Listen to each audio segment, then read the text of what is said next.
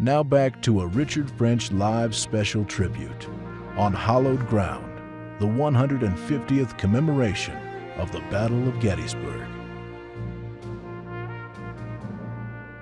Finally tonight, as much of the country and much of the world knows, Gettysburg, it also became famous, not just what happened on the battlefield, but what happened after the battle. It was a solemn event to dedicate the soldiers' national cemetery. It was held on November 19, 1863, 4.5 months after the Battle of Gettysburg had ended. Edward Everett, a well-known orator of his time, he was the featured speaker. He made the most of it, talking for 2 hours. Afterwards, there was a hymn. Then, before photographers could reload their old-timey flashes, President Abraham Lincoln, he rose to speak. That is why there are no known photographs of his address. But we do know it consisted of 10 sentences and it lasted about 2 minutes. We also know it remains one of the greatest speeches of all time. This monument marks the spot. Tonight, we bring it to you word for word, 2 minutes, spoken a century and a half ago, that are truly timeless. 77 years ago, our fathers brought forth on this continent a new nation, conceived in liberty and dedicated to the proposition that all men are created equal.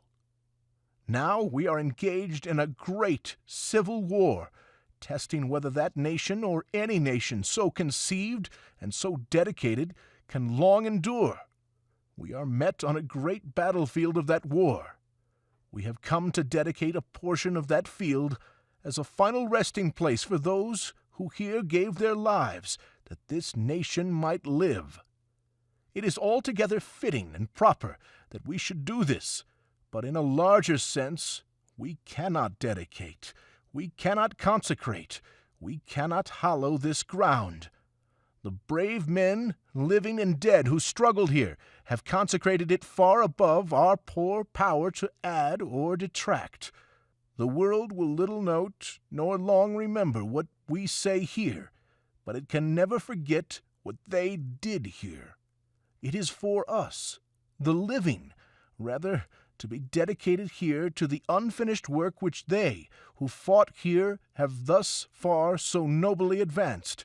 It is rather for us to be here dedicated to the great task remaining before us, that from these honored dead we take increased devotion to that cause for which they gave the last full measure of devotion, that we here highly resolve that these dead shall not have died in vain, that this nation, under God, shall have a new birth of freedom, and that government of the people, by the people, for the people, shall not perish from the earth.